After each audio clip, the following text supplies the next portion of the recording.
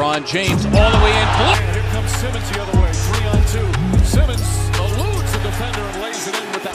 Certainly the length altered that shot. Out of the quick steps. A lot of people have been comparing Lauri Markkanen. You know, he's been playing really well with the Bulls. The Bulls are, you know, beasting and feasting as of late.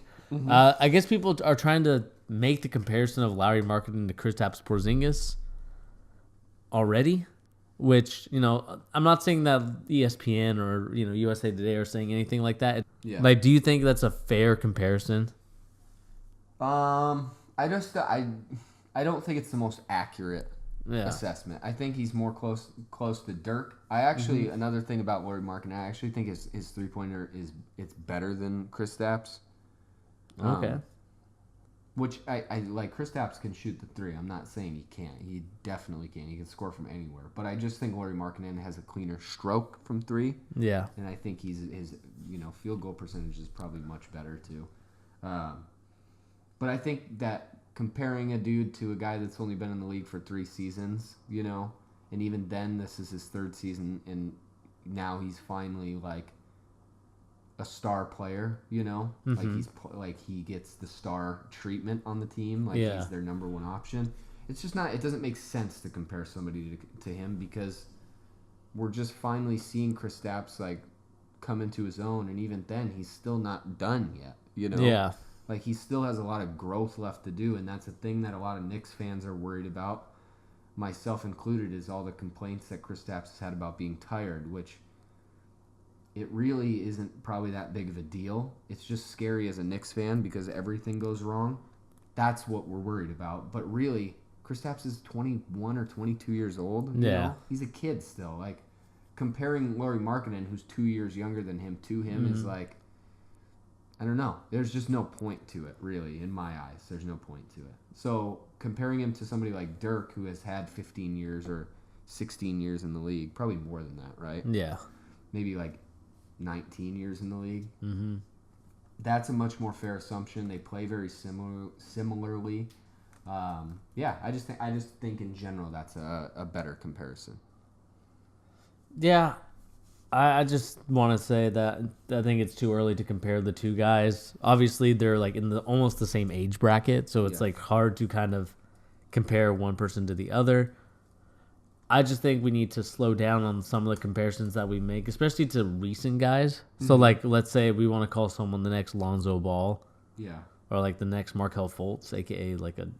I mean, it's too early still, but, you know, like a draft bust type of thing, or the next Anthony Bennett. Yeah. Too soon for some of these guys. Obviously, you know, we can say, like, hey, their games are similar, or, hey, they have... some of the stuff that they like to do or some of the shots that they like to take are similar to one another, but like comparing the two, saying that they're going to be the next this, even though they're only been playing like a season or, you know, 2, then I think it's a little bit too far. Mm-hmm. And I think like just focusing on their games too, like I think Kristaps goes to the paint a lot more than Lauri Markkanen and Dirk do. I just think even if the point of why would we compare somebody to Kristaps Porziņģis when Kristaps Porziņģis is still learning to be himself? Like, besides that point, I just don't even think it's the closest assessment. I think there's a better assessment that's Dirk. But it doesn't mean that Lauri Markkanen is going to be the next Dirk. It doesn't mean he's going to play however many years in the league. I still can't figure it out, honestly. I mean, it's hard... It's hard to compare him to Dirk, but Dirk is 20 years in the league. Probably should only have done 19. He should have retired after last season. He's a much more fair assessment. Yeah. I mean, there's nothing really else to discuss about it other than I was just curious what your thought is since you are a Knicks fan. Just seeing what you think of the comparison early on. Well, it's a good comparison, too, in the sense that we almost traded Kristaps for Lauri Markkanen. Mm-hmm. That almost happened. Phil Jackson almost doomed the franchise, which in retrospect, like, it wouldn't have necessarily doomed us. It just would have been a terrible trade just because swapping those two guys isn't a good idea. Yeah. But even then, Lauri Markkanen is great, but he's great in a slightly different way than Kristaps is. Yeah. I mean, we'll see. We'll see what goes on there. I was just asking the question. And other than that, I don't think there's anything else I really want to discuss other than I do think that some potential trade people or people that are willing to trade are the Orlando Magic. They should. They have some players that they would like to get rid of. They got Elfrid Payton, Mario Hezonja, who's been kind of a bust. They have Vucevic, too. Vucevic I think they could would also trade get traded. I mean, there's a lot of players that could be traded, and that's just a team that, they started out 8-4 at the beginning of the season, and now they're 12-31. So, obviously, something's going on with the Magic where they feel like they need to tank now. And we'll see what goes on from there. Other than that, like the last place, Sacramento Kings are now in last place, which wasn't the case earlier in the year, but now they are. Yeah. So, I think they give up the second or the first amount of points compared to the Cavs. So, it goes to show you. They got a lot of issues. Yeah. I'm interested to see just what teams come out as possible suitors for the Cavaliers to get the pieces they need. Yeah. I'm interested to see. What do you think about Charlotte?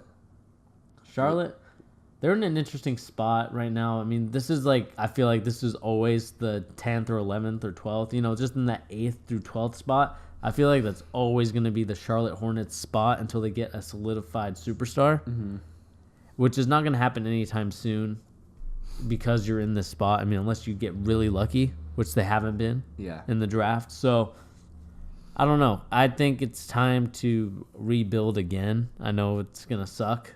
Well, just think. They got Michael Kidd-Gilchrist at 2 the year that the Pelicans got Anthony Davis at 1. Think of the drop-off between those two guys. It's staggering, They messed up their rebuild period, and it wasn't necessarily their fault because everybody thought Michael Kidd-Gilchrist was going to be good. So they knew he was going to be a good defender. I don't think they were worried about his shot in terms of his shooting form, but we'll see what goes on with that. I do think that they do need to restart.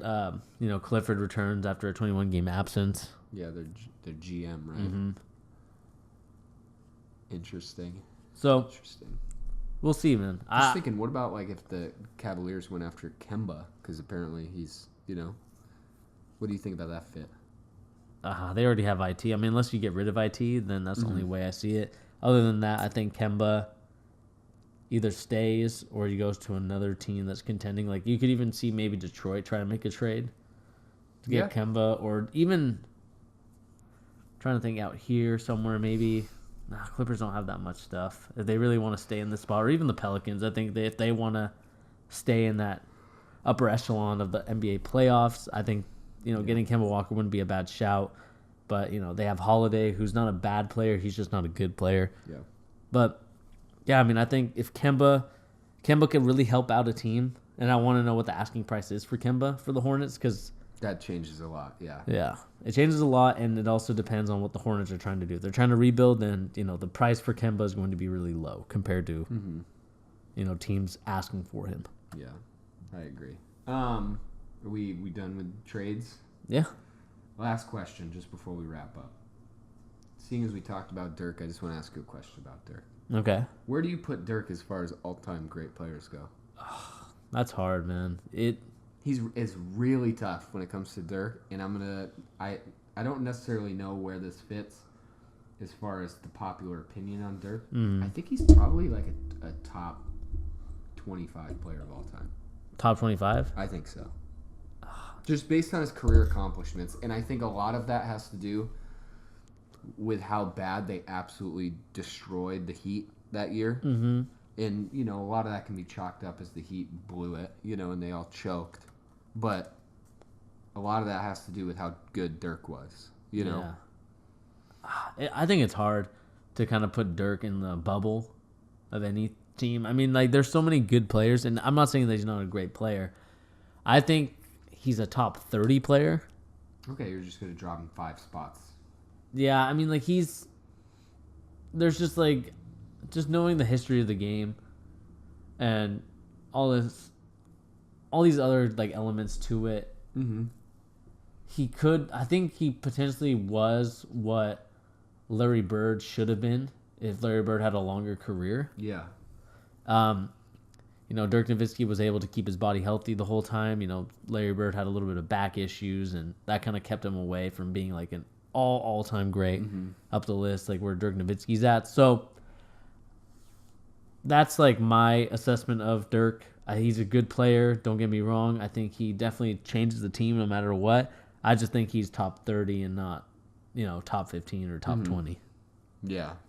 I think the thing with Dirk that kind of pushes him into the top 25 for me is just the longevity of his career. Yeah. Minus this 20th season that he's in. He's been good for 19 straight seasons. Mm-hmm. And for probably like 10 to 13 of those, he was a top 10 player in the league every year. Yeah. He's incredible. I don't think I gave Dirk enough credit when I was younger. I wish I had watched more Dirk in his prime. Yeah. I mean, watching Dirk was good. I remember watching him. And, especially that 2006 Heat versus Mavericks game again when it was D-Wade and Shaq. Yeah. They really should have won the title that year. Yeah.